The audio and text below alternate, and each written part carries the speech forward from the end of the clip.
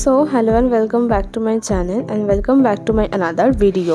মেঘালয়ের লং ভিডিওটা আজকে তোমাদের সাথে শেয়ার করছি। গুয়াহাটি থেকে মেঘালয়ে যাওয়ার পথে এই অনিয়ম লেকটা পড়ে। এটা খুবই ফেমাস, রাস্তার ধারে পড়ে। তো ড্রাইভার আমাদের এখানে নামালো, যদিও অনেকটা অন্ধকার হয়ে গেছিল, দিনের বেলা এটা দেখতে আরো সুন্দর লাগে। গুয়াহাটি থেকে এখানে আস্তে আস্তে কিন্তু বেশ ঠান্ডা লাগছিল, মানে ওখানে তো কোনো সোয়েটার ক্যারি করছিলাম না, তো গাড়িতে অবশ্যই আমরা সেই একই ড্রেস পরে এসেছিলাম, তো অনেকটাই ঠান্ডা লাগছিল। শিলংয়ে পৌঁছে একটা হোটেল বুক করে দেন আমরা বাইরে বেরিয়েছিলাম রাত্রেবেলায় ডিনার করতে। হোপফুলি আমি লাগেজে কিছু সোয়েটার ক্যারি করছিলাম, তো এখানে এসে আমার অতটাও অসুবিধা হয়নি। দিয়ে ডিনার করে আমরা হোটেলে চলে গেছিলাম। নেক্সট দিন সকাল সকাল বেরিয়ে পড়েছিলাম সাইট সিইং দেখার জন্য।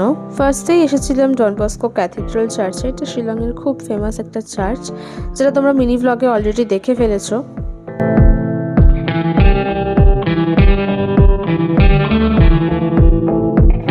এখানে অনেকটাই তাড়াতাড়ি এসেছিলাম, তো ভেতরে ঢুকতে পারিনি বিকজ তখন বন্ধ ছিল। দেন এখান থেকে বেরিয়ে আমরা যাচ্ছিলাম নেক্সট আমাদের ডেস্টিনেশনে।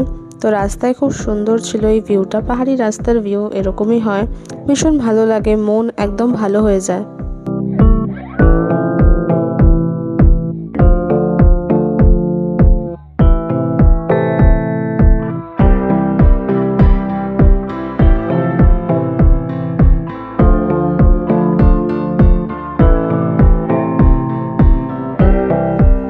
নেক্সট আমরা এসেছিলাম এলিফ্যান্ট ফলস দেখতে। তো এখানে টিকিট ছিল পার হেড 100 রুপিস, সেটা কেটেই এখানে এন্টার করতে হয়েছে।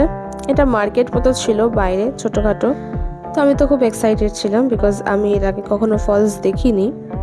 তো যাচ্ছিলাম ভেতরে। ফার্স্টেই ছিল এই ফলসটা, মানে এখানে 3টে ফলস ছিল অল টোটালে। এটা ছিল প্রথম ফলসটা, যেটা একদম গিয়েই দেখতে পাওয়া যাবে। আমি তো দেখতে পাচ্ছি, জানি না ক্যামেরায় আসছে কিনা, বিকজ জল অনেকটাই কম ছিল। তোমাদের তো বলেছিলাম মিনি ভ্লগে যে মেঘালয়তে অনেক মাস ধরে বৃষ্টি হয়নি। যখন আমি গেছিলাম তখনও এমনকি বৃষ্টির ওয়েদার ছিল না, যার জন্যই এই রকম অবস্থা। দেন এখানেই সেকেন্ড থার্ড এরকম মোট 3টে ফলস ছিল, যার জন্য আমাদের অনেকটা নিচে নামতে হবে। দেখতেই পাচ্ছ কত সিঁড়ি। নামতে তো খুব মজা লাগে, বাট উঠতে গিয়ে আমাদের হালত খারাপ হয়ে গেছিলো একদম। পিক সিজনে আসলে এই জায়গাটার রূপই বদলে যায়। তো আমার তো আর সেই কপাল নেই দেখার মতো। মেঘালয়তে কিন্তু এক ফোঁটাও বৃষ্টি ছিল না, একদম শুকনো খটখটে মরুভূমির মতো রাস্তা হয়ে গেছে। দেখতেই পাচ্ছ তোমরা অবস্থা।